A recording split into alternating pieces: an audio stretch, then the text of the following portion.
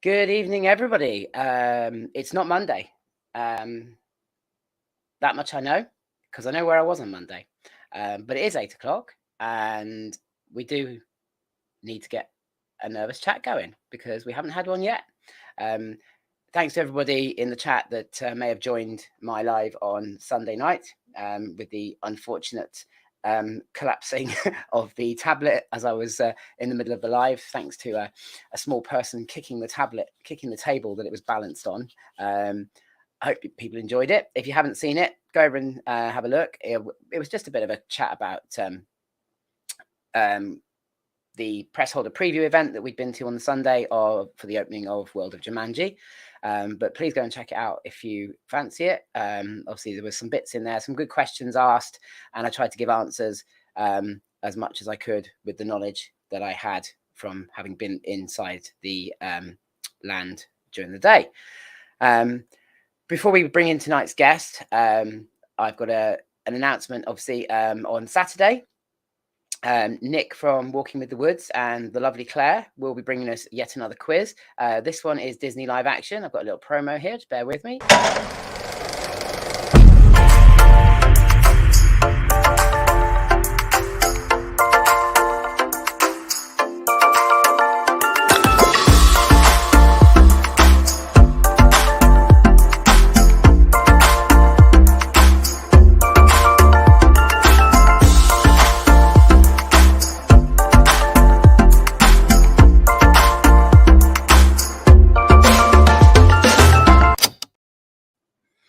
So that's this Saturday, 8 o'clock, over on the Walking with the Woods YouTube channel. The link for the quiz and for their channel is in the description below.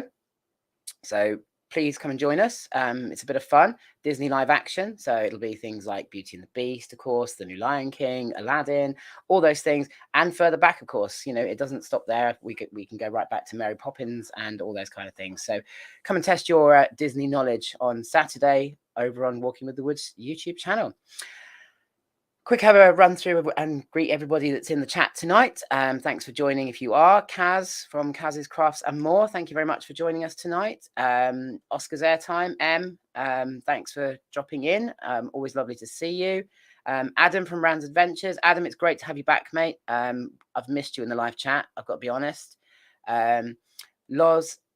Lauren from the Thompson Life, lovely to see you tonight as well. And let's just quickly make sure I've got everybody.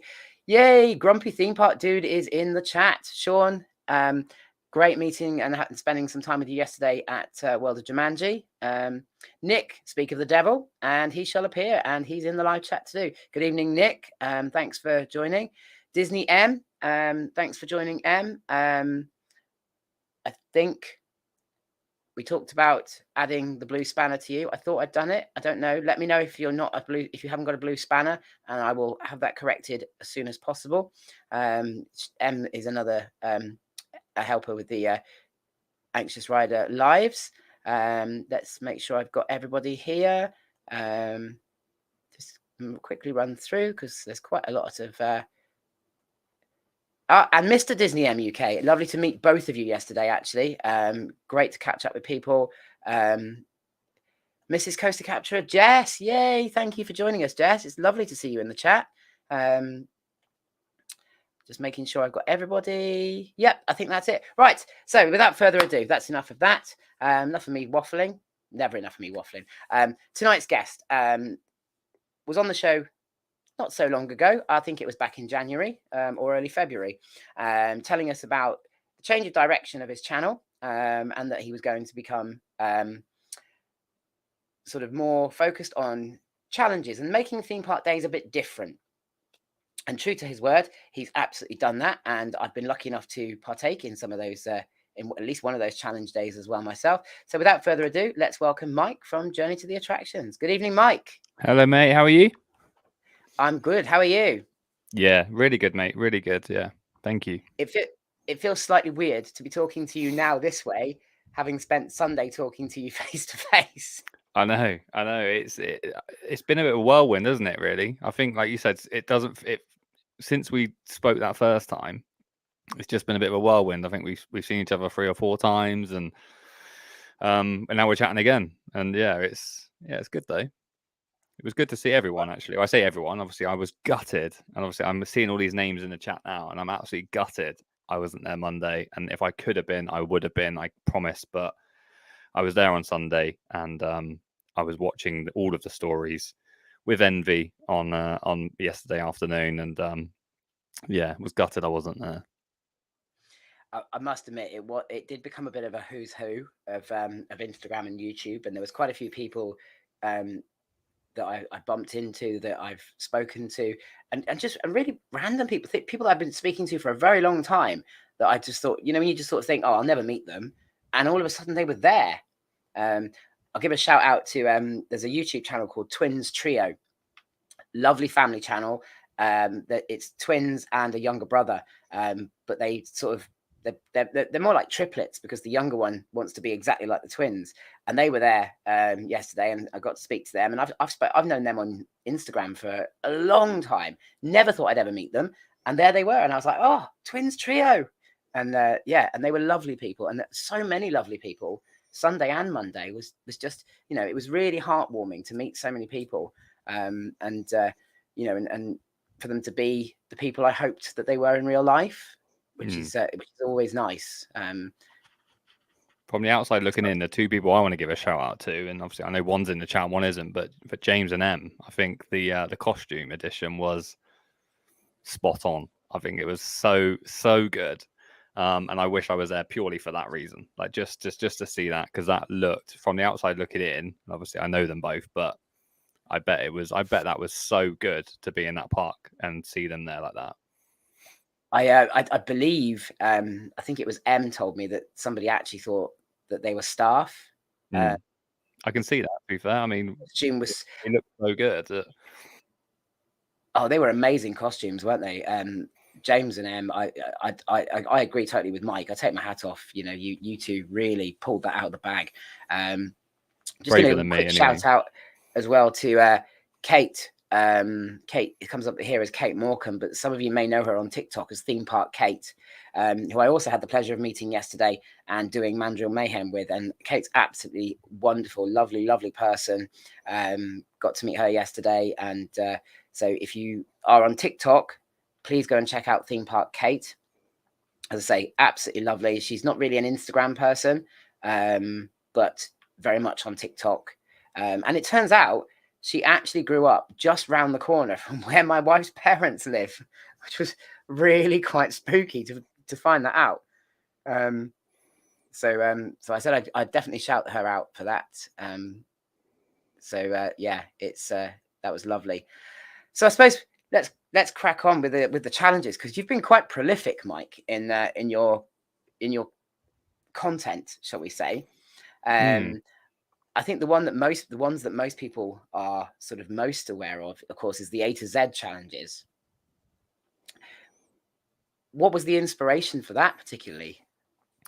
It was just something I had sandbagged when I said I was going to start doing challenges. It was something that was in the bag already. It was something that I put the preparation in for, because I tried not to be fully prepared, because obviously there's certain letters, for example, but you kind of know when you go to these parks that often, certain letters are going to be certain things. There's no doubt about that. For example, W at Alton Towers is always going to be Wicker Man. But so I had that kind of in the bag, along with a lot more as well. So that's just kind of like, that was the first thing I put out. And what was really good about that is the first video I put out did really, really well, which blew my mind. I didn't expect it to be that good. That was me kind of testing the water a little bit, thinking, I wonder if people would receive the challenges well, and whether people would be interested in it. And it seems to have gone down really, really well. So I had to just roll with it. And I've not had a chance to then look at everything else, because I've had to do Alton Towers, Fort Park, and then obviously Phantasialand as well. So yeah, it was just something, like I said, it was an idea that I'd already had. That A to Z of theme parks was something I'd written down last year. Just never got around to it. So I'm glad I finally got there to do it. Yeah, I mean, I've seen obviously from views and stuff that the A to Z challenges, they just literally took off, didn't they? Completely exploded as far as popularity was concerned. And you sort of look at it and go, I suppose, such a simple concept, but hadn't been done, or certainly hasn't been done a lot. I don't remember seeing any other videos with that specific challenge in place. But once somebody's done it, you sort of go, that's it's kind of obvious, but it's not obvious because otherwise we'd have done it. I think one of my favorite parts of the A to Z challenges was when you rang yourself. I absolutely loved that. I thought that was genius. The editing that must have taken to get that right. Yeah, that's what I love doing that stuff though. That's what I enjoy more. I enjoy the aspect that you covered earlier, that challenges makes me act differently and do different things in theme parks that I wouldn't necessarily normally do. And the video tomorrow night, you'll get to see even more of that, where obviously, because tomorrow night Sam's take of the challenge championships, which obviously you've done, and you can just see throughout the video that we're just having fun, and it's like me and you did. There was that element of competitive, but actually you're just having fun. And that's what the A to Z kind of do for me, is it makes me do things completely differently. And I think the first one, I ended up buying quite a lot of stuff. So it ended up costing me an absolute small fortune. I bought an umbrella and sweets and drinks and donuts and food and everything else. So it's not the cheapest thing to do in certain parks when you've got no letters, but I managed to do Phantasialand without buying a single thing, I think, other than food, which obviously we had to eat. So yeah, as you say, I did notice that in the first one, the Alton Towers one particularly, you ended up buying a lot of things, and I just sat there and went, okay, what about if you did that challenge again and you weren't allowed to buy anything other than essential foods? The thing with that, it'd be impossible. It really, really would. And because what you don't see is actually they are incredibly stressful to film. And that's when someone said to me, "Oh, you should do it in order." It's just impossible to do, because you just can't, unless you prepare for it, which I don't want to do. I don't want to go into a park with A to Z planned out on paper. It would just, to me, that wouldn't feel normal. But I'd want to kind of go in there and being able to do it. And if I was to find an A and then walk around and try and find a B, and I wouldn't be able to do it in the park hours that we have here. If we were in Universal, where it's like 10 till 10 at night, absolutely. But here, I'd rather do that and film it out of order, put it in order. So when, for example, certain letters, you'll see my energy levels like dip up and down, and I'll be, like I said, when I was like, I think I was trying to find N, and I actually found N like right at the end. Same with like Yoshi as well. Yoshi was like one of the last 2 or 3 that I managed to find, because I just couldn't find anything. And it's interesting, certain letters as well, you just really struggle on. And when you come back and you sit down and you do it, and well, I think we had some in the chat when I premiered it, people were like, well, what about this? What about that? You're like, I get that. But at the time, you just don't think like that. You just kind of like, you're looking at menus, you're looking in shops, you're doing this and doing that. And I think actually buying stuff, I think it added a bit different dynamism to the video, where you're actually able to then go in there. And I've now got memories from that. So I've got the key ring that I bought in Alton Towers. Obviously, Yoshi, I donated Yoshi to the Thompsons, and that's a memory now that I've got. And I've bought I've got like a Wicker Man pen that I now use for work and stuff. So I've actually, because I don't usually buy myself much. So, and the T-shirt I bought from Fort Park to do tea, like I bought it purely for that. But I probably wouldn't have if I didn't. So it's making me do things differently that I wouldn't do. So if I didn't buy stuff, I wouldn't buy it, and I'd end up doing, because I don't want to do lazy things. I don't want to do things that they're a bit easy. I want to try and do the edgier stuff, and that's why I try not to replicate things too much. Except for D, obviously with D, I have to have donuts every time, because it's like a rule in my life. So I'm pretty sure that it's now a legal requirement that D has to be a donut of some description, and if it isn't, it should be. Well, I got it in for E, didn't I, at Fort Park, because I knew everyone was like, you can't do D, you can't do donuts. So I was like, okay, I'll buy the Easter donut then. It was literally called Easter donut. So yes, that was very clever. Yeah, going back, I just realised, well, I didn't really cover what you said earlier about being like that, going to that where I called myself and stuff. And that's what I like doing, is I like to try and be creative with the videos, hence said doing different videos, but also doing different elements. Like I've got a few more kind of, because you have to like film them and obviously use them. So when I did that, it was lucky that I was on Fort Park on the Saturday, I think it was, and I was at Alton Towers on the Sunday. So I knew I was like, I can do it quite easily here. But I've got videos stored away ready for future videos, because obviously I'm going to need to, let's just say we might be time traveling around a little bit and doing some creative stuff that I've got in the plans as well, because I enjoy that part. I enjoy the challenges, I enjoy the editing, I enjoy that more so than I just enjoy going to a theme park. Someone said to me, "Do you want to go to Fort Park tomorrow?" I'd probably say no, because I know what I'd do. I'll end up doing the big four, maybe eating in Burger King, and then going home, kind of thing. Do you know what I mean? So I like to do things a little bit different, as you may have seen from my videos. I think it's, obviously you and I had a conversation on the day that we spent together about the, especially in parks that you visit a lot, it can become quite repetitive, even without realizing it. And I think I hadn't really realized how repetitive my visits to Thorpe Park had become until I spent that day doing the challenge with you. And then I sort of, and it even started off in my usual way, go to Swarm. And it was only after that I went, no, whoa, hold on. This is in danger of going down my usual line of thinking of what I would do on a day trip to Thorpe Park.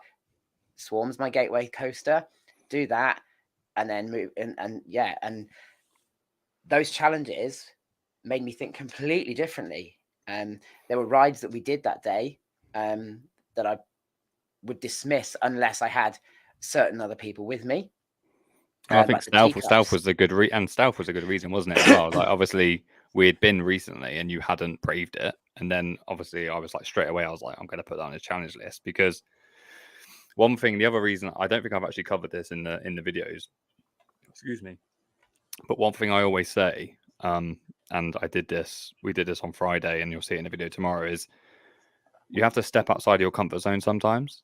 I think just from a personal level, I think if you stay inside that, you can very easily just become kind of mediocre. So every now and again, when you do that, and it sounds cliche to say, but not makes you feel alive. But if you step outside of that comfort zone, it has a nice sense. It's a nice feeling if you accomplish something, which I think as adults, you kind of go through phases where you get into a routine and you kind of do the same things.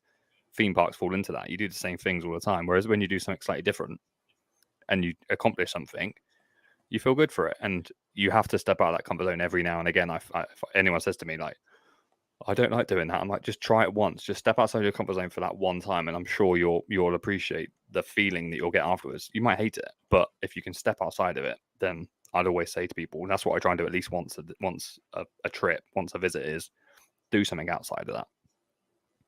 Yeah, because obviously, as you say, the stealth thing, that was I think when we went, it was my third trip to Thorpe Park, and on the previous two trips, I just hadn't managed to get on it. I was really struggling with stealth this year, and my competitive nature, and having a reason to do it really kicked in that day. And I was I'm not going to let this beat me, because potentially that's losing a massive amount of points, and I'm not prepared to lose those points for the sake of a 20 odd second ride. And not just that, but then obviously I went back to Thorpe Park a little while afterwards, and because of that, taking exactly what you said there about the stepping out of your comfort zone, I went, I want to do front row.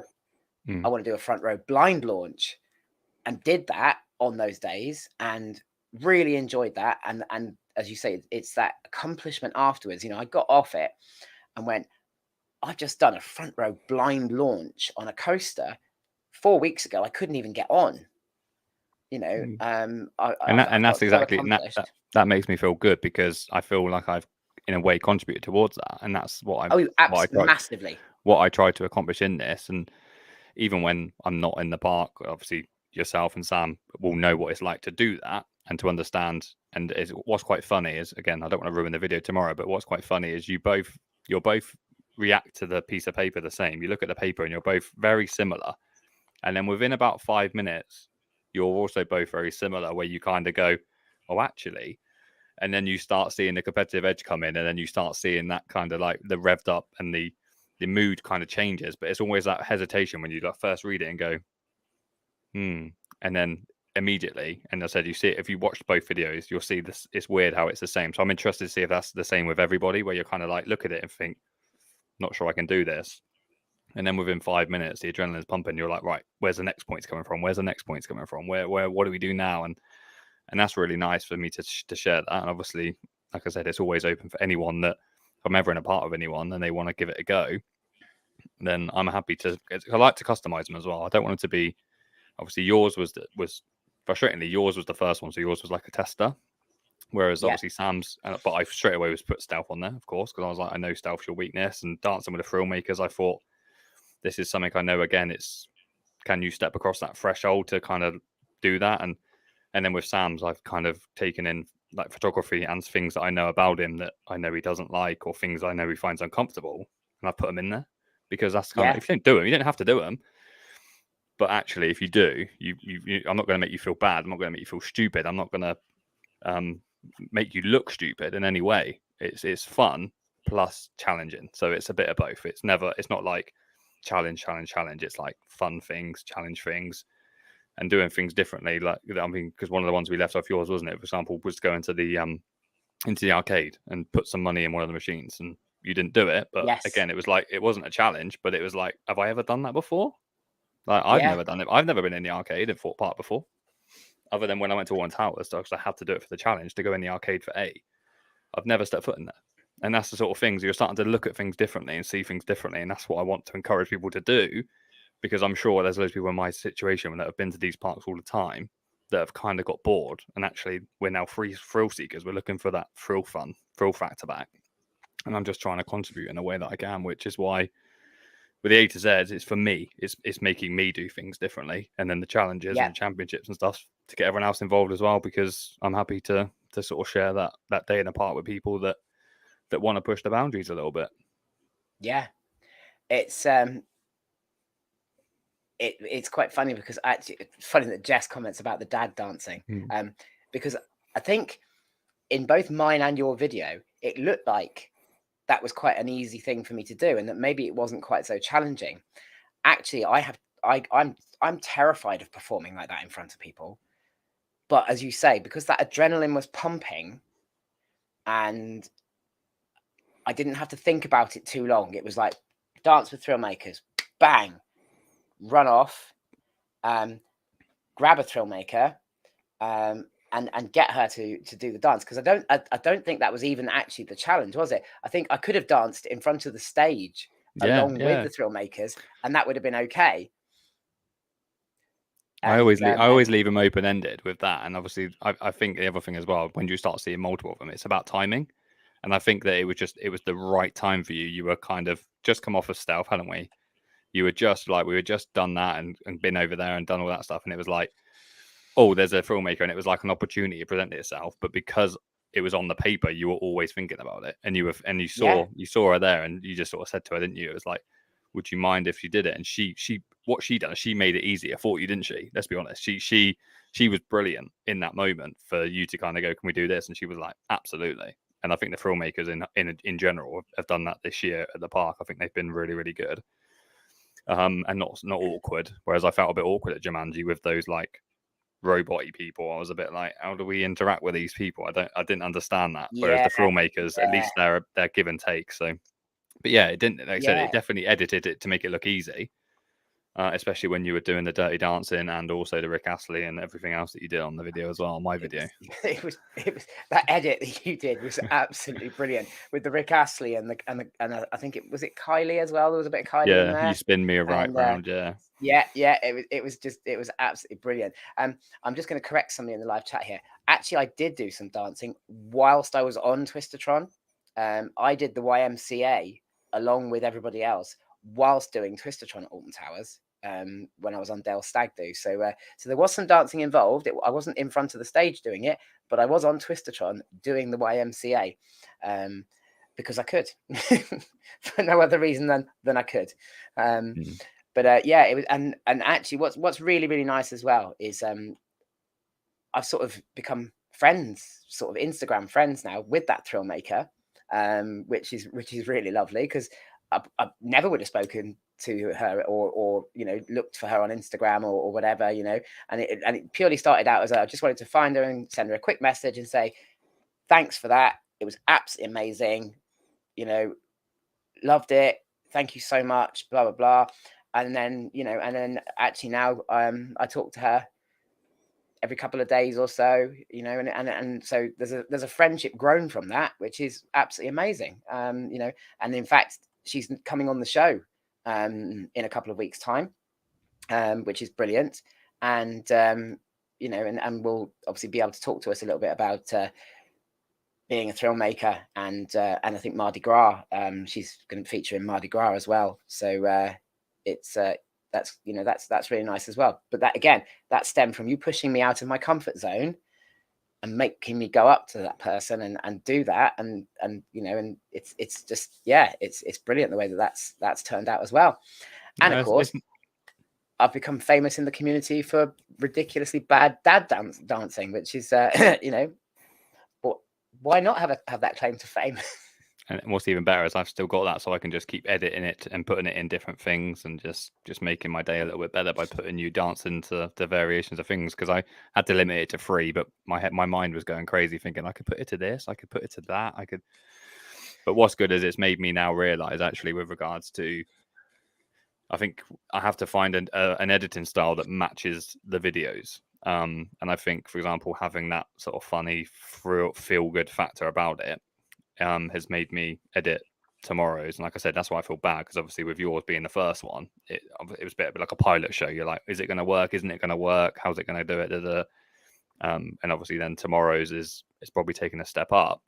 But I do say in there that we'll have to get you back on at some point if we have to, because obviously yours was the first one. But we managed to kind of push the boundaries and start looking at editing styles and adding bits and pieces in there. So tomorrow's vlog definitely feels like do you know, sometimes, you know, you make a good vlog, but it feels, if the event the video matches what we did, it kind of emphasizes. If you just did the challenges and there was nothing really going on, it could potentially be boring. So that's why I try and keep edgy challenges, comfort zones, editing styles, all of that stuff, just to try and make like a complete package. And I think you dancing with the filmmakers made my editing job a lot easier, because I was straight away, I was like, he was spinning around, I was like, I'm putting this to Kylie Minogue, spin me round, like it's happening. And then I thought of Rick Astley, because I love a bit of Rick Astley dad dancing myself, so I was like, yeah, we're throwing to that as well. And then Dirty Dancing came on, I was like, yeah, we're putting him in there as well. Like, it was just, yeah, it just made it a lot easier. And that's why it's great. It's give and take with those videos. And like I said, anyone that does want to do it,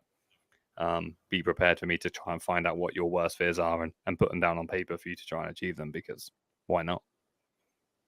Yeah, oh, absolutely. And I'd be more than happy to do it again with a load of new challenges, maybe at a different park as well. I think that could be quite interesting to see whether I would tackle it differently at a different park, or, you know, or whether or what differences a different park would make.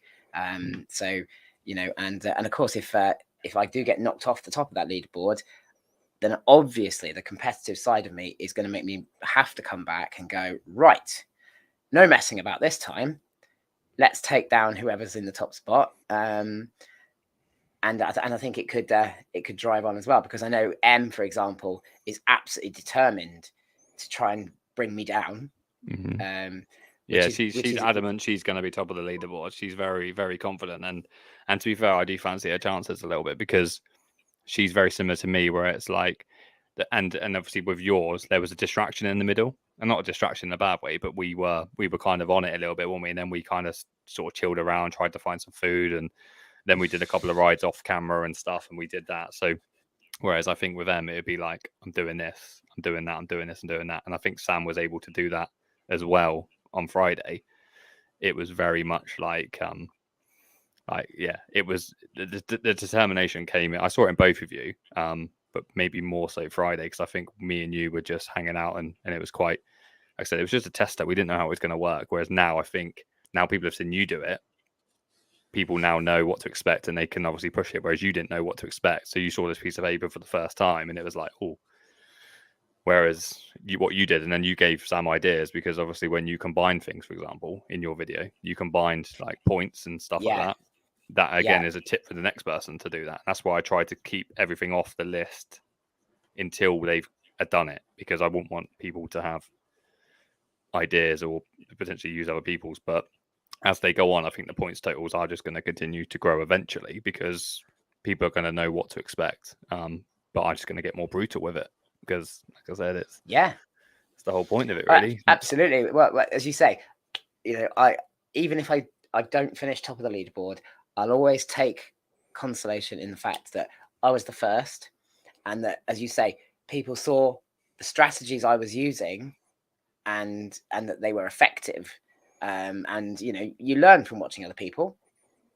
So if I see tomorrow that Sam's using something that I did, I'll be like, oh yeah, okay, you may have more points than me. However, you used my strategy. I had to come up with that from nothing.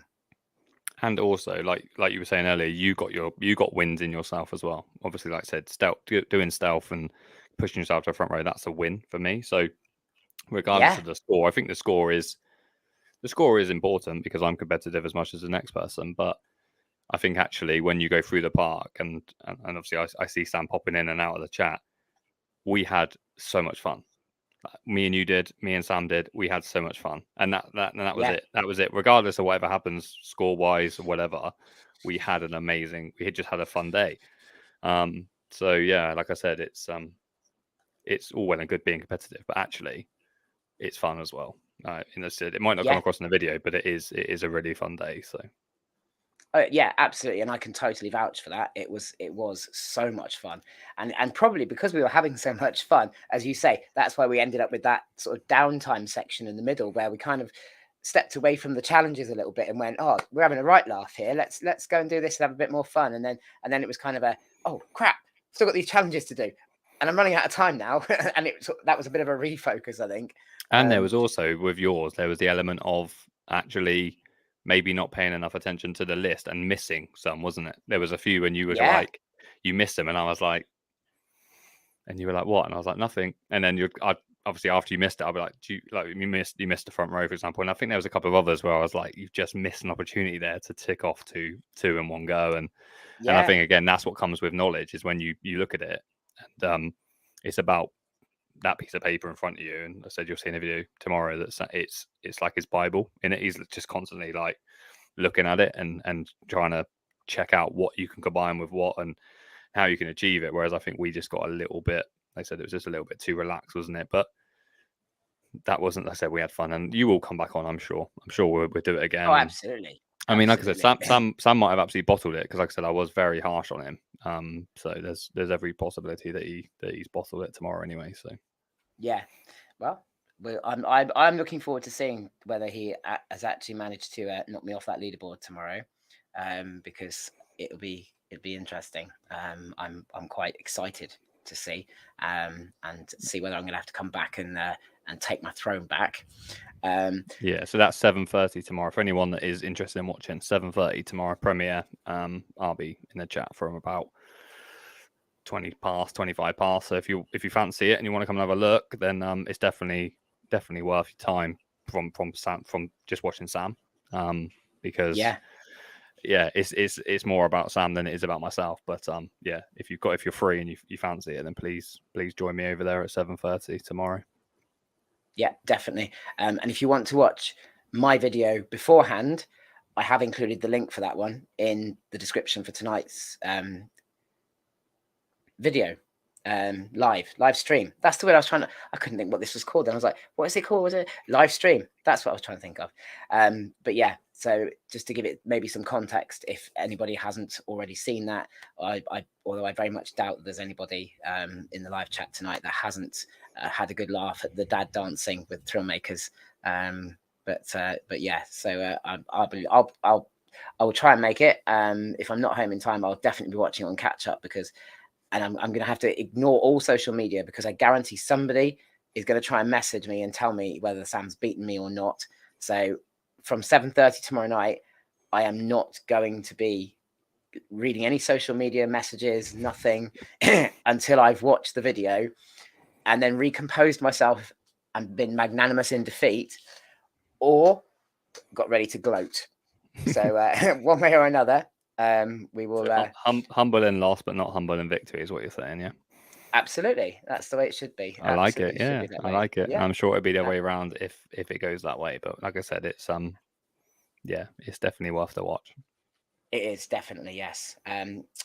Obviously, with the A to Z challenges, you recently made a trip to Phantasialand, which I know was your first time going to Phantasialand. What did you think of the park? Was that one of your first European parks other than Disneyland?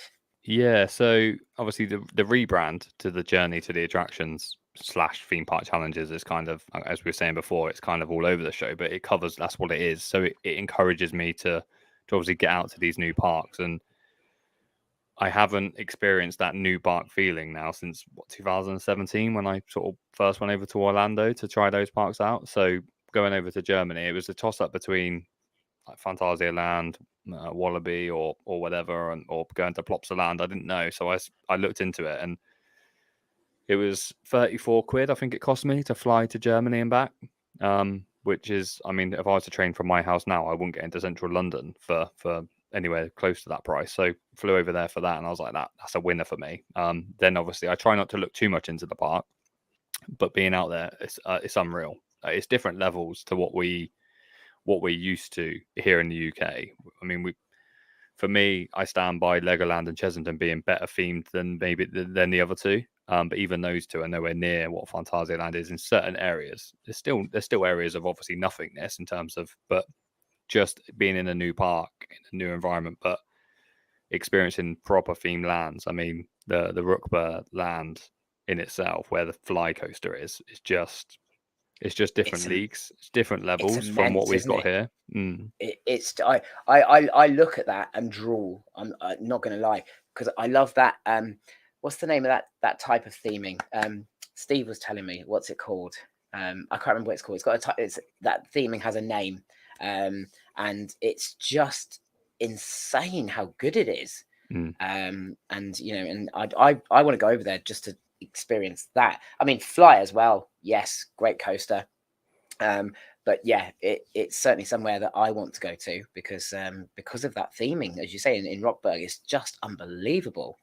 Yeah, and it's things like, for example, when I first went in there in the morning, so I arrived at the park, I think it was shortly after 10 o'clock, and I walked into the Rookburg, and I thought the weather was really bad, because obviously I was in this land and it was quite foggy, and it was like, it felt weird. It felt like the weather wasn't great. And what I realized is it was actually all part of the atmosphere. So they're pumping sort of like fog and stuff into certain areas to make it feel industrial. And obviously, I think Sean just said there, steampunk is like the theme. Steampunk, that's the word I was looking for. But they've done it where they've made it feel almost industrial. So there's like tarmac, like piles of tarmac, like led around and stuff. And there's obviously this fog that's then coming off of that hot tarmac and causing this area and stuff to be amazing. And like I said, they've just really, really nailed it, even to a point where there's a storm drain, and there's fog coming out of the storm drain, and obviously you can literally like just walk through it all and stuff. And so they're not just made to thought, oh, we need to theme the ride. They've actually thought we need to theme everything about it, and like the restaurants in there, even the sweet shop is like a steampunk pick a mix like style shop and stuff. Like, wow, it's just, like I said, it's just different levels. And the only thing is someone said to me before I went, they were like, be prepared to have it ruined, to have the UK theme parks ruined for you. And I was like, no, it won't happen. And it has, because going back to Fort Park, it was obviously first time back there on Friday since going to Phantasialand. It does feel a bit depressing, to be honest. So yeah, it's making me keen to now go off and do others. And like I said, some of the guys, I think Park Asterix or Plopsaland is definitely within the next couple of weeks. I'll definitely be checking out one of those parks and working out maybe just doing like a day trip, or like not a day trip, but an overnight day, and then come back and just experience those, because yeah, it has ruined it a little bit. And I said, when you think I've been out of Europe twice, to Disneyland and to Plop and to Phantasialand, it's just different levels. And then of course you've got Little Chessington that pops up with one of the best themed areas in the whole of the UK, just out of nowhere. But even that, I mean, even that, if you compare that to the stuff over there, I mean, Rookburg is in a league of its own, but even Africa, for example, very similar to that. Yes, say live artists, drummers, dancers, you name it. When you're in Africa, you feel like you're in Africa. They've done it to a point where you look up, you look down like the side of a building, and there's like a staircase, and there's pots and African kind of like pottery and stuff all up the thing, and there's music playing, and you go in a shop, and it's like They've made like almost like literally like a market stall, similar to what Jumanji have done with how cleverly they've done that, where they haven't gone, oh, we need to put a big shop in this area to ruin this area. They've literally just put in like just a tiny little shop that sells African themed stuff, and they've not gone, oh, we need to flog merchandise or we need to flog food. They're selling jambalaya, they're selling themed food, themed that. They've just nailed it. They've really nailed it. As you say, it just looks all so well thought out, and just everything complements everything else, and it's just it is another level. It absolutely is another level. I ran a little poll about, obviously, with the whole championship challenge thing going on, to get an idea of how much faith people had in me over Coaster Tog. No. And I'm terribly disappointed that every single person voted in favor that they believe Coaster Tog will knock me off the top of the leaderboard. So I'm really disappointed, guys. On that note, good night. Thanks for watching. I'm joking. I am joking. The thing is they probably read some of the stuff that I've said and bits and pieces and read into it a little bit too much. Wow. But I mean, to be fair, you let's be honest, you did miss a few easy big pointers. I mean, I challenged you to drink a shot of alcohol, and you didn't do that for 10 points. So if you do lose, it is your fault. So no, absolutely. And like I said, I will be back, and I will take him down. Because as I said, I have got a competitive streak. It's not always obvious, I think, but yeah, I can be very competitive when I want to be, and quite ruthless when I need to be. So well, don't be fooled. What would be good for next year? Obviously, this is the 2023 theme park championships. What would be good for next year is to put some head-to-heads on. That'd be really good. Where you're in the same, you're in the park by yourself, and I'll just run around with both of you, vlogging both of you in the action and seeing who actually does it on the day when you're in the same park at the same time, trying to and put head-to-heads, like stuff that's like actually where you're physically having to do things at the same time, and whoever wins the points, that sort of stuff. So I think that's maybe like the end goal, is to actually have it where we're physically competing, and for example, like Sean and Poppy are keen to do it, and I'm thinking, well, should we put them against each other? I think that'd be quite funny to watch, and obviously they both got cameras, so they can vlog themselves, and then we can make one sort of super video with all of the footage and stuff, and maybe be like the sidemen of the older generation of sidemen in the theme parks. Yeah, that sounds really good, actually. That's definitely one I'd be interested in taking part in. As I said, I'll wait, and now I'm going to have even more reason to gloat if it goes my way tomorrow night. Every single one of those 13 people that voted, and don't think I don't know who you are. I will hunt each one of you down. Just take Sam's comment there. That maybe they were all mistakenly overly confident, but maybe I'm just got a good poker face. Like, who knows? Like I said, no one's going to know until 7:55 tomorrow, because I think there's about 25 minutes until we actually find out what his points total is. So yeah, you could be in for a surprise, but you will be entertained. I can promise you that much. I'm sure. I say it was very entertaining to do it as a partaker. So I'm quite looking forward to now seeing somebody else under that pressure, and I will enjoy that, because I know that at times that I certainly felt that pressure as the time was wearing down and things. As I said, it was very much a oh crap, I've really got to get onto this now. So yeah, it'll be interesting to watch somebody else suffering. It will, and like I said, it's when we get into sort of 4, 5, 6 videos, then obviously we can judge it by that, and I think it will, because I think based on you, thanks to you and thanks to Sam, they're entertaining to watch, even if other people don't watch them. And it's like I said, it's some of the close sort of friends in the chat and stuff, and no one else watches it, I'll still be happy because I know it's entertaining. Same for yours with the dancing and everything else, and then also the comfort zone stuff, because what I will say with no spoilers is you and Sam both pushed yourself way out of your comfort zones, which I absolutely love, because I think that's huge for me, and that's why I do it. So it's not about me, it's about you guys and me just kind of poking and antagonizing and trying to make it as difficult as possible, but remaining fun. So yeah, like I said, it's hopefully it's something that can continue for sure. Yeah, definitely. Are there any plans to do an A to Z challenge at Chessington? I was gonna do it. I was actually gonna do it on, when do we go? Sunday. Yeah. I had it planned, and that was gonna be my video plan. But once we had arrived and I realised who was there, I just kind of knocked vlogging on the head, really. Which I don't know if anyone else does that, where when you're in a group, you find it a little bit more difficult to necessarily vlog, just from sort of socialising, but also from being around people and not maybe wanting to sort of disturb them if they're doing it and that sort of stuff. Whereas I was just really content to see you guys, obviously meet Karen, see Chris again, obviously Oscar again. Like, I was just really content, and obviously Sam was a legend and amazingly got me to be involved anyway. So I was just humble and just really enjoyed being there. So it kind of went out the window straight away. But I'm definitely 100% going to do an A to Z at Chessington, and also Legoland as well, because obviously I need to just tick off the old Merlin hat tricks and like I said, hopefully see some creativity like we did on the first one. Second one was just more of a real squeeze for time, so I didn't really get much chance to do anything kind of different. But we'll definitely get some stuff squeezed into those ones, because there's definitely a lot more time, I think, especially if I do it during the week. So I want to do Chessington during the week between now and when everyone breaks up from school, because I think Chessington's always nice and quiet during the week, which is great. So I also want to check out that hotel as well. So I might do an overnight and stay in a hotel and do a couple of days, and maybe hit up Poppy and Sean and see if they want to come and do their challenge. I like to try and do that. I don't know if anyone else is the same when you're vlogging. Like to try and get us a couple of videos, and I think that's my biggest issue with Phantasialand is I tried to make 5 videos, I think it was, in total whilst I was there.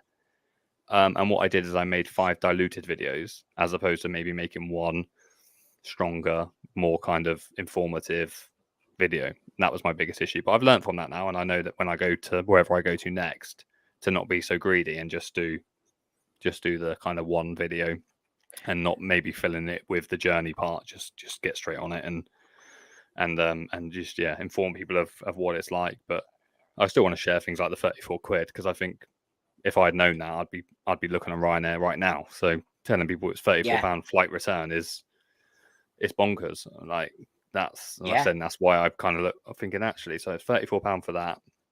I think the hotel was 60 quid a night. Then I got an Uber to the park, which cost me the same as one of my flights.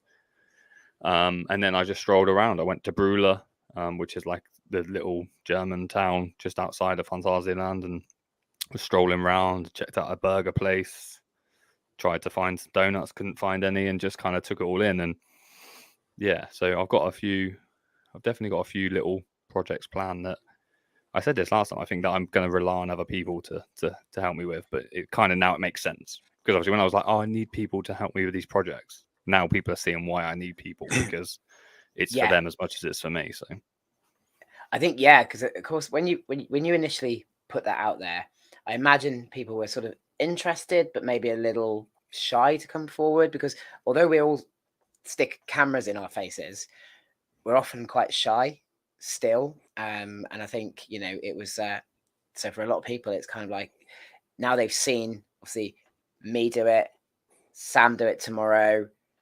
I'd like to think it'll start a ball rolling of people going, oh, okay, right, yeah, I'm up for doing something like that, and you'll get more people coming forward to want to do other bits and pieces as well, other sort of challenges, as well as the challenge championship. That I think other people will want to do other things as well. I say the reason I asked about the Chessington A to Z is because Gabriel is absolutely dying to see one.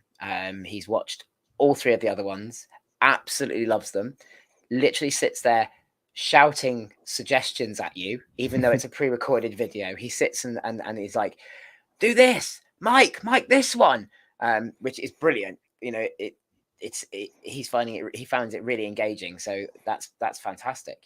That's those kind of comments that really warm my heart. I love that. And it's the same with I'm terrible with names, but Lauren's boy it's just like things like that just Yeah. really, really warm my heart. Like I'm a heart on my sleeve family man in terms. So when I hear things like that, that's what I love. Like I love people that enjoy watching my stuff, and I think, like I said, with A to Z, it's very much involved, and I think sometimes it's also like I probably infuriate some people. I think I probably infuriated some people on multiple times. And in my failures, I think I probably irritated people with when I finally missed a Y in Phantasialand and stuff. But yeah, I'm always, like I said, it's I would take I'd take a comment like that. I mean, my nephew messaged me yesterday and said something similar, and that means more to me than some of my peers saying it, because I think that actually children don't need to say that, and they're very honest. Children are very honest. There's no denying that, is there? They're Brutally honest. brutally honest. So when I hear multiple people, family members involved with that, with this community, it does that means a lot more to me than maybe people might understand. So yeah, I appreciate that. What you were saying as well about the whole vlogging thing, I'd set out in my head. I had 3 videos that I was going to make over Sunday and Monday, and I did vlog on Sunday because it was a smaller group of us, and it was sort of okay, we could do it. And then I was like, yeah, I'm going to vlog Monday as well, but that'll be the big vlog. And then when I sat down this morning and actually looked at what footage I had from Monday, I filmed us coming out of the hotel for the early ride access time. I commented that we obviously had got the early ride access time and gone into the park, that we were going to go to World of Jumanji because that was included. And that was it. That's all I filmed. The rest of the day was just, as you say, it was fun, and it didn't really occur to me at any point to really film much. There's too many nice distractions. I'm not saying obviously distractions is quite a horrible word, but there's nice distractions. There's people that you want to see. There's people you want to talk to, and I'm still meeting new people. I think on Sunday we met a couple of new people that some of you guys knew, and I don't think I'm active enough on Instagram and stuff to maybe reach out a little bit more, which I think I need to be more active. But it was nice to be able to meet new people and just share views, share opinions, obviously chatting to your family and obviously getting to meet them and stuff, and that was nice. And obviously off camera, me and Karen went off and did Tiger Rock and stuff like that, and it was just nice. Like, it was just perfect. I made that, I've got that content ready, but it was just like, how do I make a video? And actually, realistically, with Chesington at the moment, everyone's posting a Chesington video, so I didn't really, sounds bad, but I didn't want to put too much effort into a video because I don't think that there's so many of them that actually it's like, get a video together, put it up, move on to the next thing. Because at the moment, Jumanji is on everyone's lips and everyone's Instagrams and everyone's YouTubes and TikToks and stuff like this. And so it's like, actually, let's just put a video up and actually enjoy that moment. The only thing I did do, which is, I don't know if anyone else has ever, when you're in a park with Sam, what I love about being in a park with Sam is when you just look for him, and when you just know he's always in the best spots. He's always in like these little like magical photo taking or video taking spots that you're just like. So I just like watch where Sam is and just follow him around and be like, oh yeah, that's a good shot there, Sam. Yeah, that is. Can I film that as well? And he's like, yeah, of course you can. I'm like, yeah, cheers. He just literally is like, just look for Sam. If you want to find good shots and good video, just look for Sam. That's like my motto in life now when I'm in a park is, if you want a good video or a good shot, look for Sam. And what's great about Sam, and I, he's probably going to die of embarrassment, is he's not selfish about this stuff at all. I remember going to Thorpe Park with him once, on one of the occasions I've done it, and there's that shot of Colossus as it comes through the Heartline Roll when you're stood by the little down by the picnic area. Yeah. And I had no idea where that was filmed or how to film it. And I was like, oh, I love that shot and I'd love to be able to film it one day, and he went, oh, I'll show you where I filmed that from. And he took me around and he went, right, stand there, aim it that way, point the camera that way, you'll get a great shot of it through there. And I just thought, he's essentially giving away, his content to me. And what an absolute legend for doing that, and I know I'm not the only one that he's done it for. Like you say, he's so good with people with photography tips, and places to film and stuff, and and what a great guy he really is. And he's just a great human being. There's no doubt about that. Obviously, spending the day in the park with him on Friday and just getting to know him a little bit more. It's kind of like a friendship that's blossomed quite quickly, as most of these friendships have. It's quite weird, but to spend a full day in a park with someone, that's completely different. That's in your face. Like, can we spend the whole day together? Like it's like moving in with your girlfriend after the one night stand. You move in the next day, like you just wouldn't do that. So do you know what I mean? So it's a bit like that analogy. Spending a day together is a bit like, oh well, we've hung out a few times, we've spoken a few times, but for Sam, like I said, from a personal perspective, I mean, we went to Bear Grylls together, we went to Fort Bart together, and yeah, I've got nothing but respect for him on a personal level, but also on a professional level as well. I think I say this all the time. You think to yourself, he probably thinks everyone's like lying because he's too humble. He is like too humble for it because he's so good at what he does. Yeah, he is. I think he doesn't believe sometimes at what people are saying, but I think we all share it. We all share that mutual love, and it's turned into the let's talk about Sam thing. But it has. But yeah, he's just like I said. He's just great to be in the park with, and because he was there on Friday, as you and the family were, and as Em and the family were as well. That was like for me. That was as much as I wish I was there yesterday. There was, like I said, there were so many nice distractions in that park that I just couldn't make the content that maybe I would have done if I was on my own. That's not saying I want to be in the park on my own. I think it's a nice mixture because I'm in the park on my own a lot. Actually, being in the park of other people, I was like, content's not that important today because everyone's going to be putting content. And I actually said to myself, whilst we were queuing up, I was like, I'm not doing anything today. And then actually, but it was like, I'm going to get something just in case. Do you know what I mean? Because otherwise it's a wasted journey when there was like downtimes and stuff. But realistically, the priority was just having fun, and that's what we did. And like I said, content wise, it was just distinctly average, but I got to hang out with some great people, and like I said, that's the only thing I was gutted about yesterday is that I wanted to. There's certain people, and I could see Adam saying that as well. I want to meet Adam. I want to meet Dave. I want to meet Steve. I want to meet Dale. I want to meet Jess. I want to meet.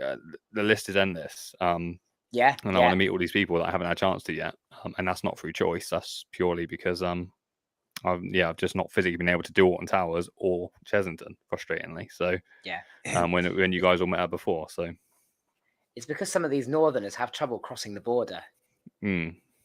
It's like they're worried they're going to break out into some sort of allergic reaction. I think if they venture too far south. Yeah, I just don't think they think that we have gravy down here. So I think that's the issue, is they don't realise that we actually have gravy down here. So if they came down here, they'd actually be quite surprised that we actually still sell it. And you can actually get it in chip shops as well, which is so maybe we need to just let them know that actually if you come down here, we can deep fry a Mars bar for you. It's no problem. Like we can make that happen. Like and coffee shops do have a reserve of tea. It's not all coffee. They do have tea somewhere. If you ask them, they'll find the box at the back of the shelf and dust it off and bring the tea bag out. It's not a problem. They're quite happy to do that. And not everything has got soy milk or almond milk or anything. We do like cow milk as well, because I know that they think like Londoners and stuff all think, well, they all drink like posh milk. It's like, no, actually we actually do full fat milk down here. Yeah, I just think we need to educate them, and maybe that's what Chesington did for them. Maybe they came to Chesington and they realised actually it's quite nice down here because it's sun as well. I mean, they're probably scared of getting burnt, aren't they, as well? Because sun doesn't really come out there, does it? So what a day to come and experience one of the southern parks. I mean, I know Chesington being probably one of our best as well overall, and then to experience it on such a beautifully sunny day. I mean, what an amazing impression they've gone back up north with, where it's cold and dark and wet, and I think it's not an allergic reaction. We get robbed. Nah, you don't get robbed.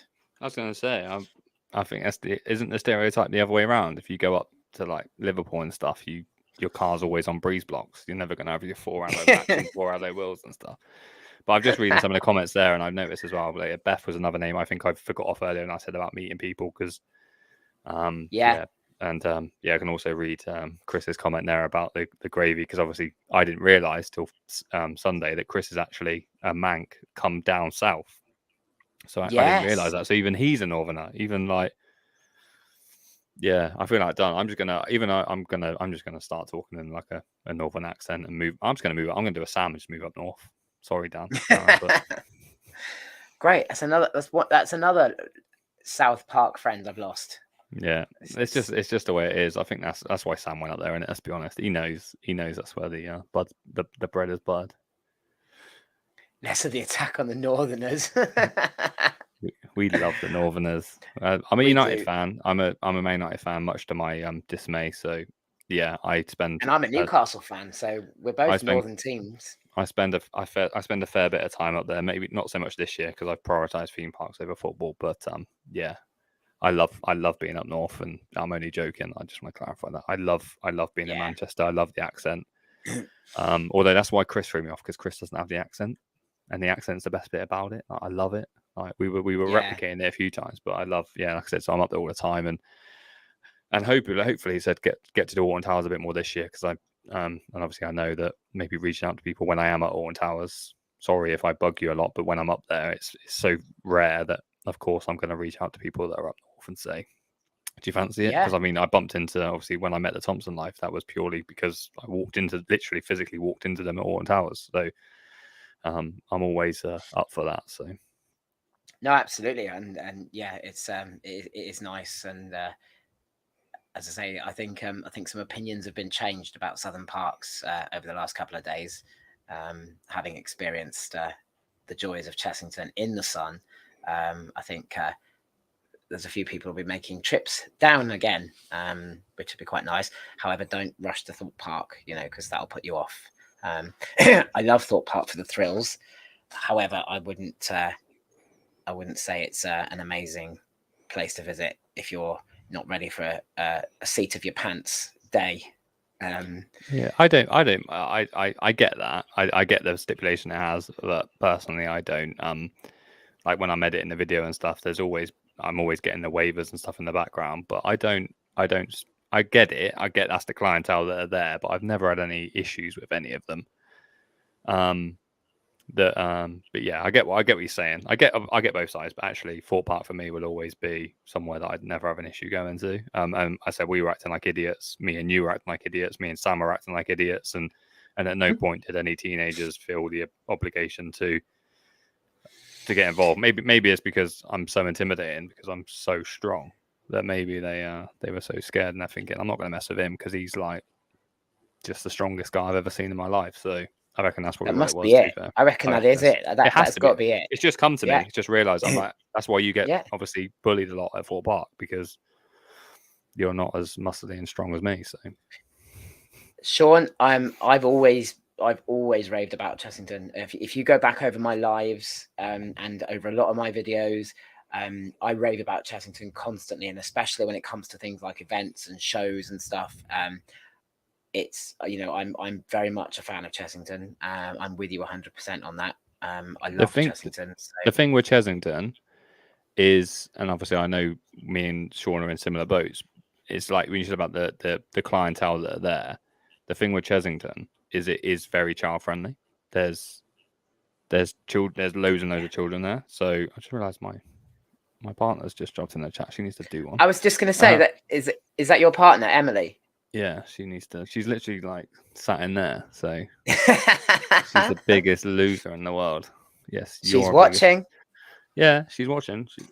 I'm gonna go and. But yeah, no, I can't remember what I was saying. Yeah, it's the kids being in that environment that maybe you just don't want to be around them. Like sometimes I'm in that kind of children mood, and I don't want to be in a park that's full of children. But the park itself, for me, when I was a child, it was amazing. Like it was the best. It was the best park. It was my first theme park. Vampire was my first roller coaster. It was my first experience of theme parks, and that's why I think we've said this before, that I have had shared some emotion in Chessington and stuff, because it does mean a lot to me. But I think you move on from theme parks, and actually I have a soft spot for Legoland.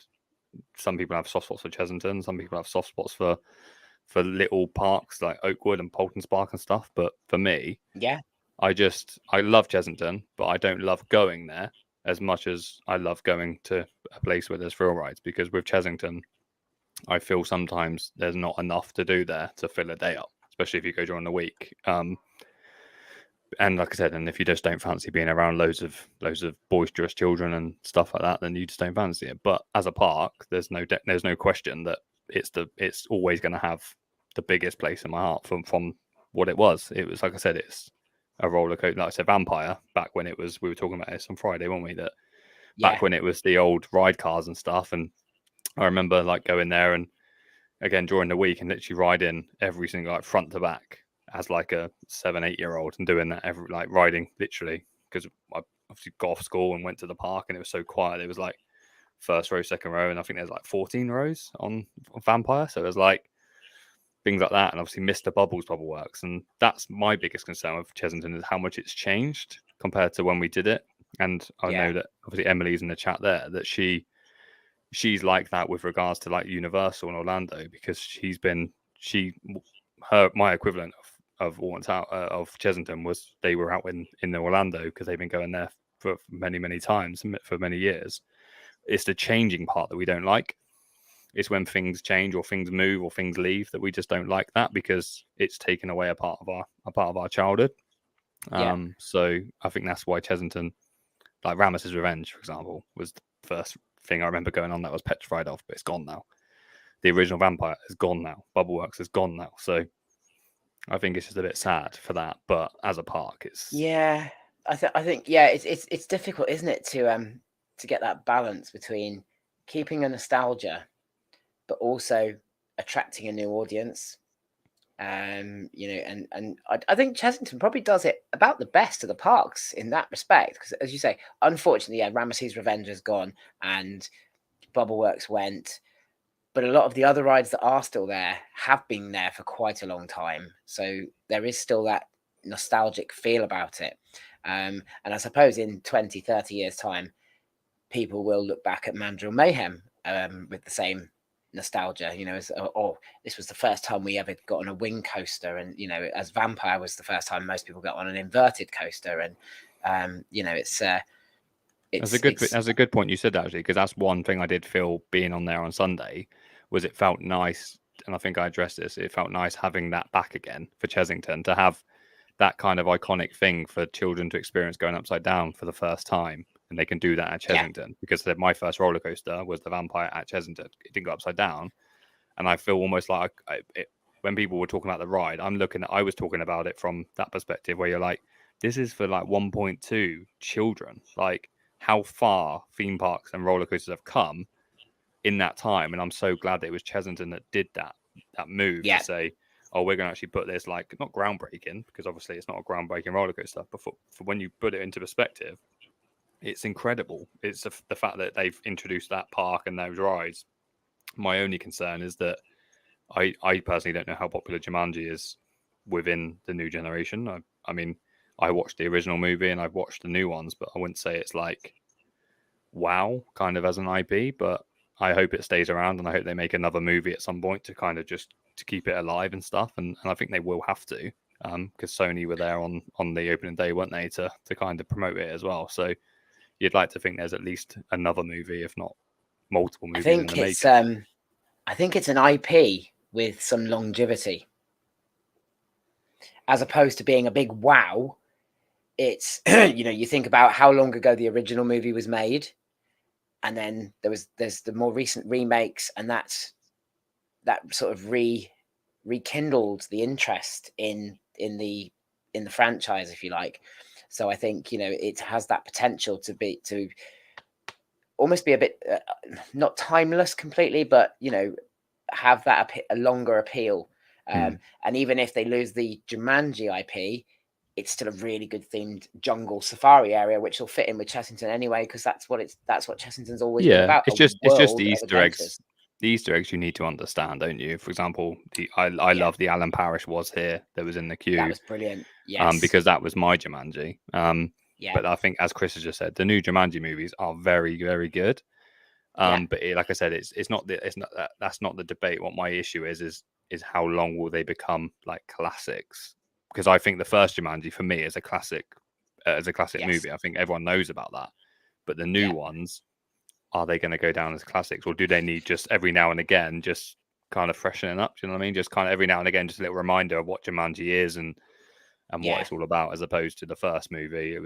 We all know about Robin Williams and all of the stuff that he had to go through, and hence Alan Parrish was here and stuff. So yeah, it was. Yeah. I think it's brilliant for children. I think if you're going in there as an adult thinking, I mean, the 2 flat rides, I mean, well, 1.5 flat rides because no one could get on the second flat ride, but they're really, they're average. But then there's for Yeah. kids, it's not for adults. So I was riding it as an adult thinking, oh, this is uncomfortable, or this isn't great, and I don't like spinning, but kids do, and they've even themed the rides to match the movie, which I think is great. The ostriches Yeah. and the snakes and obviously the mandrills, they're all very important parts of that movie. So yeah, I think it's absolutely brilliant. I think it's great, and Yeah. I'm looking forward to taking family members there to experience it, and said little ones to go on the first inversion to understand what going upside down is, and also I think making that transition onto bigger roller coasters is a lot easier, because otherwise you're going from the likes of the Dragon at Legoland to potentially Nemesis. Like, that's a massive gap. Whereas Yeah. now at least we've got, I know Vampire obviously, but what I mean is that if you say you're going from Mandrill to Swarm, that's quite an easy not an easy transition, but I mean, like, if you've experienced the seat, the comfort, it's familiar, you know about it, you know about being sat on the side of it, you know what to expect. Yeah. It just makes that transition a Absolutely. lot easier. Whereas going upside And down for the first time is massive, and 1.2 kids are doing it now, which just says yeah. if you can get them on there, then they're thrill seekers for life, I think. So. Yeah, absolutely. And I think, it for me with obviously with G, it came at just the right time because he's recently hit 1.2. He's done all the 1.2 rides that he can do. Wicker Man 13, but they're none of them invert. They're all flat sort of thing. But yes, they've got the drops, airtime, great, but nothing goes upside down. So for him, that was perfect timing, because now he can ride that a few times, and when he gets to 1.4, he will be ready to do the Swarm and all those kind of coasters with a number of inversions, because he's comfortable with it. And so absolutely it plugs that gap now, and that's perfect, I think. So, and Chessington was the perfect park to do it, because that is the part where people are moving up. I think, yeah, absolutely. I just wanted to say a quick hello to theme park Jake there. Thanks for joining, Jake. Lovely to meet you, actually. As somebody else I meant to shout out, actually. I met Jake at World of Jumanji yesterday, amongst so many other people, so I'll give him a shout out there. But yeah, so it's great that we've got that now step up, and it's I mean, let's face it, we all enjoyed it as coaster enthusiasts. G was absolutely terrified, to the point where I think you saw, didn't you? He was in tears. He just needed you, didn't he? He needed comfort, didn't he, a little bit. Needed that comfort. For once I'd got him on, strapped him in, talked him down. It was absolutely fine. But I remember Karen having to do that to me as an adult. So it's quite funny. She did say that to me when we left you to go on Tiger Rock, and you were obviously trying to encourage them to go on rides and stuff. And she turned around to you and she said, "Don't forget, you don't go on some stuff." And you were like, "Oh yeah, to be fair, she's got a point." And it was quite funny to see that, to actually think that, yeah, you kind of get it. Like, they don't want to go on a ride, like, they're just not going to go on it. But yeah. I think as adults, like, we've all got rides we just won't go on. There's like, I think everyone's got a fear ride, as I called it, obviously for you. And it's interesting to see, like, yeah, potentially children having, like you said, having that kind of fear taken away a little bit. Because I remember when we saw him the second time, how buzzing he was to then get back on it. Granted, he wanted the same road, didn't he? He wanted row 5, but it was like no hesitation, like, off you go onto row 5. And it was there was no hesitation the second time. So it's not that kind of intimidating. It's good. And what I want, the thing that I like the most, having gone to Phantasialand and then and experienced the launch, because I haven't been to Icon yet. I haven't ridden Icon, which I need to do this year. Yeah. To have that little launch, I love that having that now in a Merlin park, having like a launch to a coaster that we don't have. I don't think we have anyway. Where you've got that kind of like launch start, which is, for me, it's just an addition that is something that we need as a park, and Chessington have got that. So it gives me a reason now to go back and experience launch, because when you do Taron, for example, and like Velocicoaster and a few others, that launch feeling is amazing. Like, it's such a great feeling. So to have that here in the UK, having it done it so recently in over in Germany, it was lovely to experience that acceleration, because it's such a nice Yes. feeling. And like you said, it's for kids, it's a very easy kind of step up for them to go from that to then potentially going on some of the sort of scariest stuff.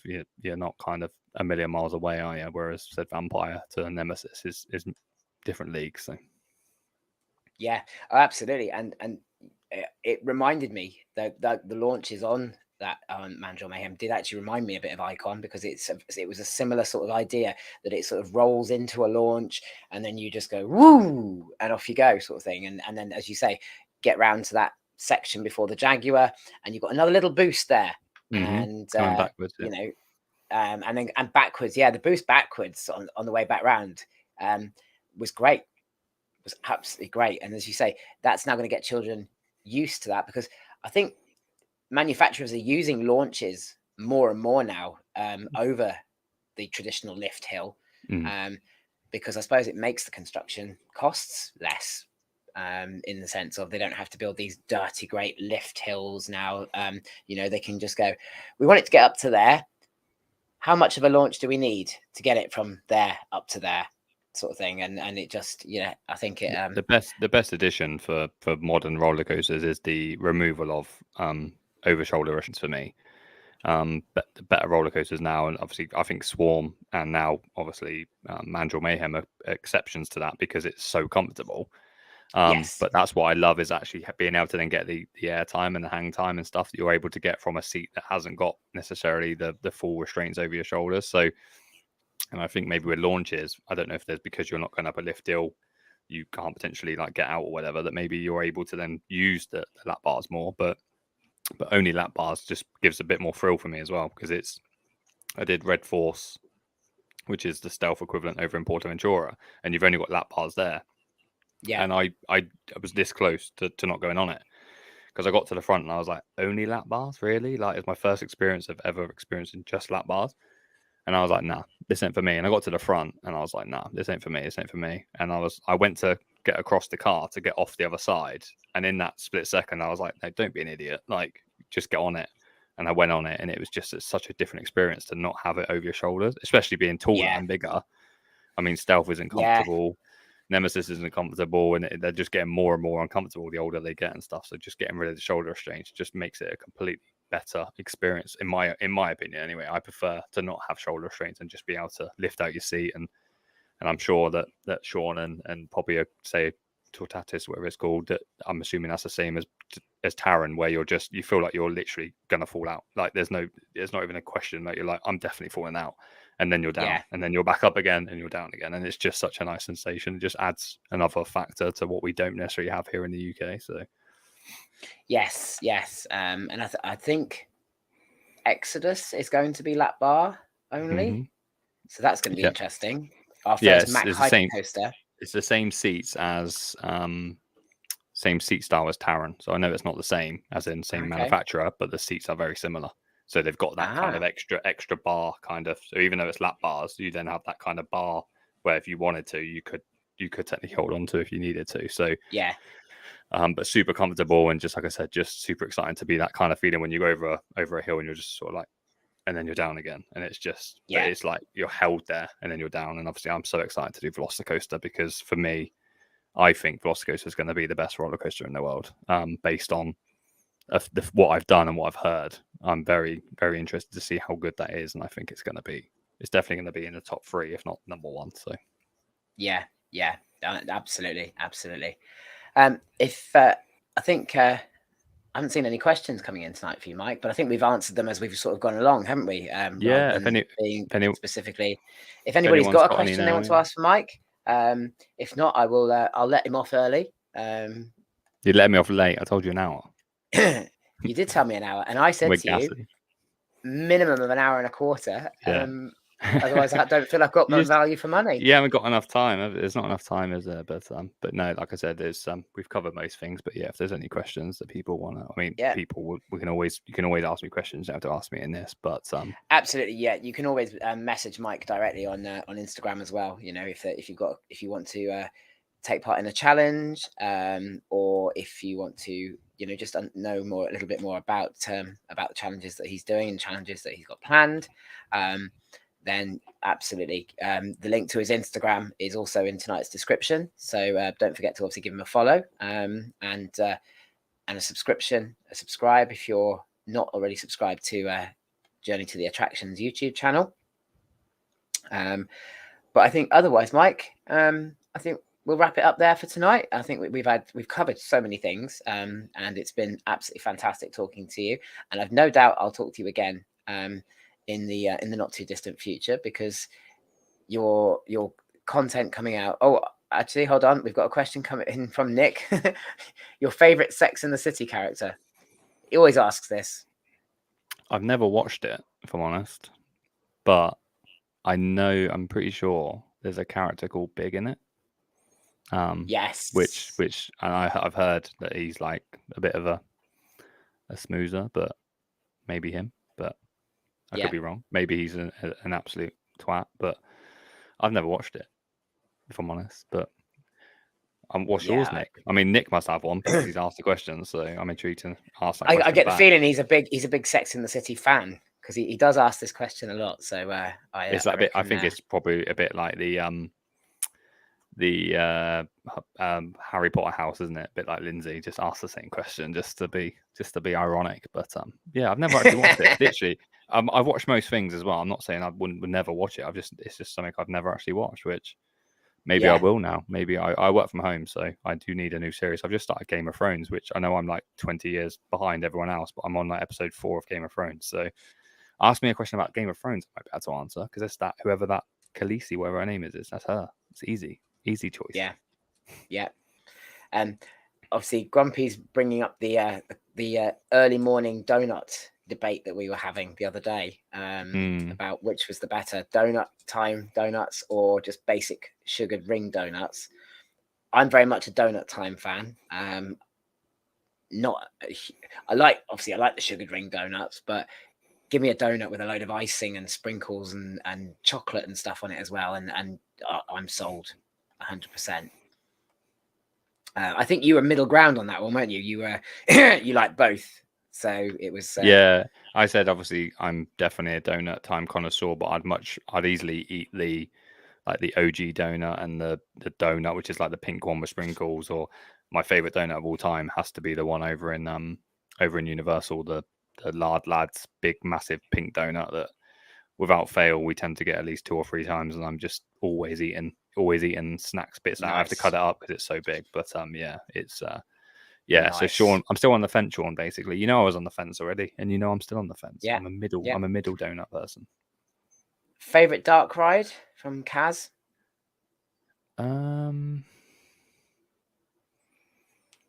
Probably I haven't done Rise of Resistance yet, but obviously I think it will be that. So currently one of my favorite over in Universal is Harry Potter for Forbidden Journey, I think it is.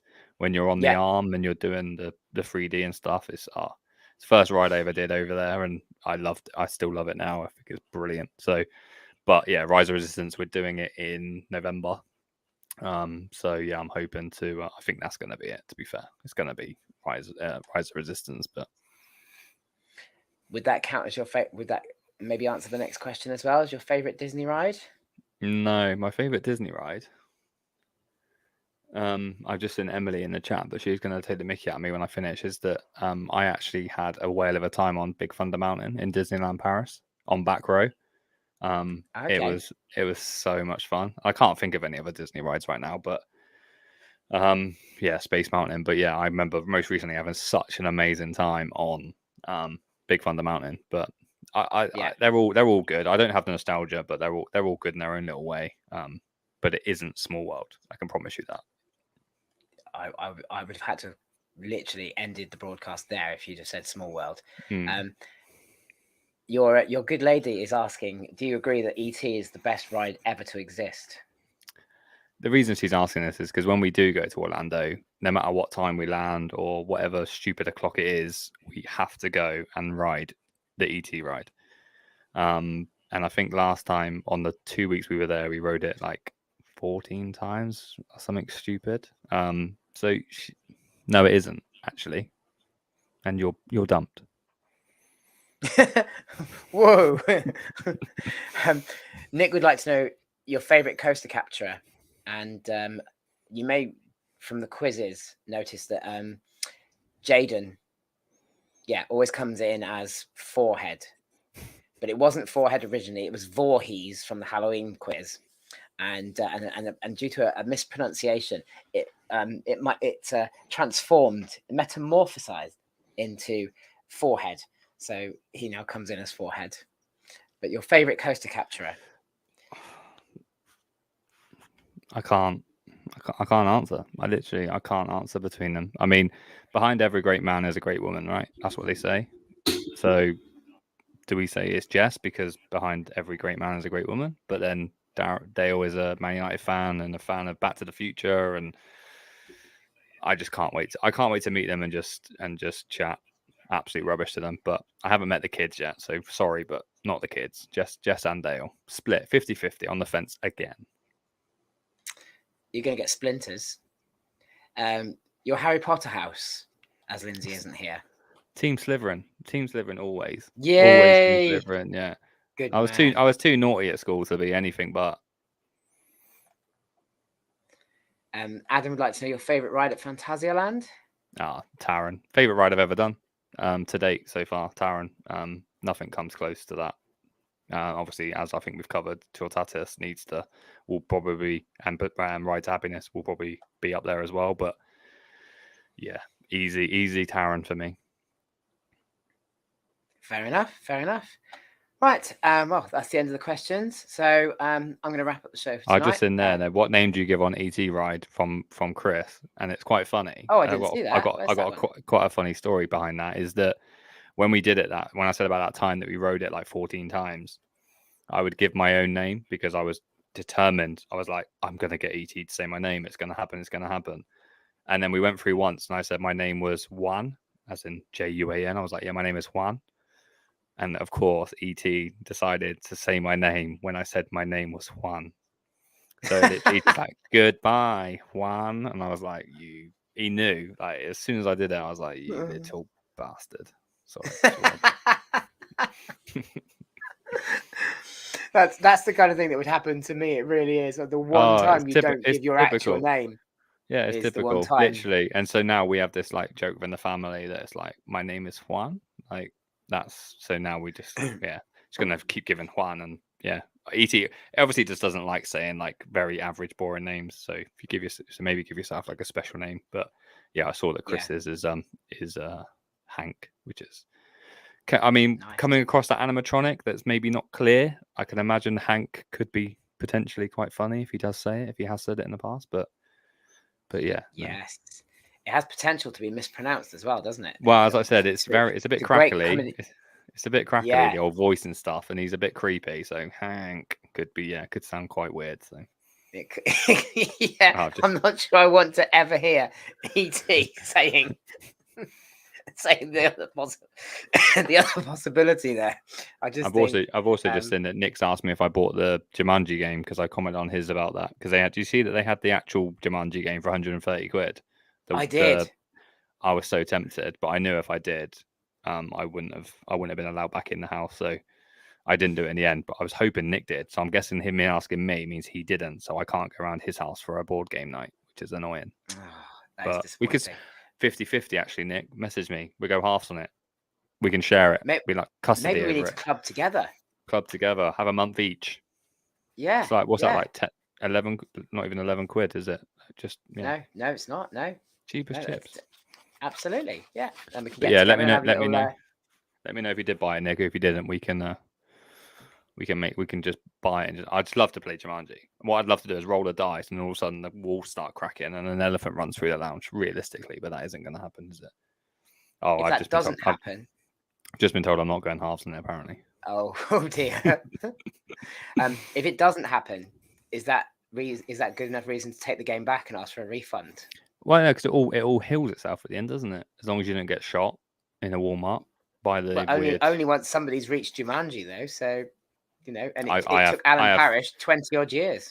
I saw Nick's picture of when I don't know what it was, but it was some sort of like modeling shoot he did, and I have every faith that Nick will reach Jumanji, even if I don't. If I've got like monkey tail and quicksand and scorpions and stuff, I'm happy that Nick will go and just reach Jumanji and fix everything for me. So yeah, because I saw the photo, Nick. Don't think we didn't. Fair enough. Sean's asking Gandalf or Dumbledore? Dumbledore. It's not. Yeah, I would agree with that. Is that even a question? I mean, Gandalf's come on. I mean, just a bit limp, isn't he? I'm hoping that Sean is like Dumbledore, because I mean, the fact he thinks sugar donuts are better than donuts, he's on the edge at the moment. Yeah, he is. He's wobbling a bit, isn't he?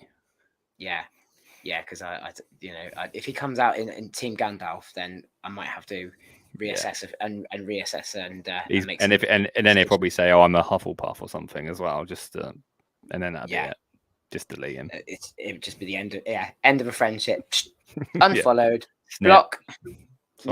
Sorry. You said that you mentioned donuts. Like, come on, stop. But yeah, no, it's been great anyway. Thanks for having me again. I appreciate it. I love having these conversations, and like I said, because I wasn't there yesterday. If I was there yesterday, I wouldn't have been on this probably today, because I would have seen those people. But Alexa's now talking. But yeah, I would have done it. But it was nice to catch up with everyone, and I said I hope everyone had an amazing time yesterday, and hopefully I will definitely try and come to the next one. I think the next big thing will obviously be Rob, get in the bin. Rob and Sean are gone. See you later. Kick them out. Yeah. Really, Gandalf? What? No. I'm not even gonna grace that with a response or even enter into any kind of debate over it. It's just no.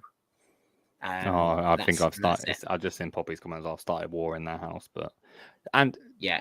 To be fair, I've watched bits of the Lord of the Rings, but I'm Harry Potter through and through. So that's like asking me if I'd like to eat a donut or be punched in the face. So each to their own. Yeah. I'm only exactly. Each to their own. Gandalf, yeah, I get it. It's all great and powerful and stuff, but Dumbledore. To be fair, actually, if I'm being honest, neither of them. Like, even Dumbledore's a bit of a. Do you know what I mean? He's a bit horrible, isn't he? He's a bit mean at times to Harry and stuff. Especially when you come towards the end of the series and realise that it's quite possible that he was using Harry all along. It's all a bit weird. So he's got that dark side to him, hasn't he? So we've gone from politics now to politics of Harry Potter and Lord of the Rings. Yeah. And on that note, I think we will wrap it up. We will, absolutely. But I look forward to speaking to everyone that's joined in again, and for those that I haven't met before, lovely to see you in the chat, and head over to my stuff, and potentially we'll chat as well off screen, and see what there is to see what's going on in the big wild world. Definitely, yes. And hopefully see as many of you as possible on Saturday in Nick's quiz.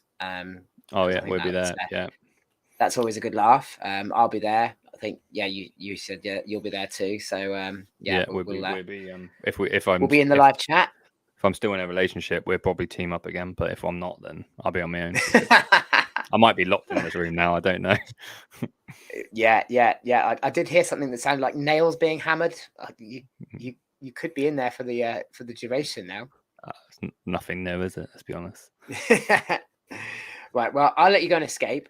And thank you so much. And I'll speak to you very, very soon. I've no doubt. So for now, take care, and I'll see you later. Been a pleasure. See you later. Bye, everyone. See you later. There we go. Mike from Journey to the Attractions. I told him it would be over an hour, and true to my word, 1 hour, 34 minutes and 30 seconds. So there we go. Just remains for me to say thank you to everybody for watching tonight. Next week, which will be the 22nd of May, back to Monday, my normal. I have got the absolutely wonderful Dan and Paris from Ginger and Brown coming in for a chat, talking about all sorts of things, their European trips, their first impressions of things like Curse or Manor, and just having a good catch up and a chin wag. I like Dan and Paris, lovely people. I've met them a few times at various parks. Always a pleasure to talk to them. So it'd be lovely to have a chat with them, and just have a bit of a catch up and a chin wag, as we like to on this show. So that's it, guys. Thank you very much for tonight. Thank you, everybody in the live chat, for all your contributions, your questions, your comments, and everything else. Thank you for watching. It's always lovely to see all of you, and hope to see you next week. And I'm going to say goodbye now, and see you on Monday, if not before. Take care for now. Bye.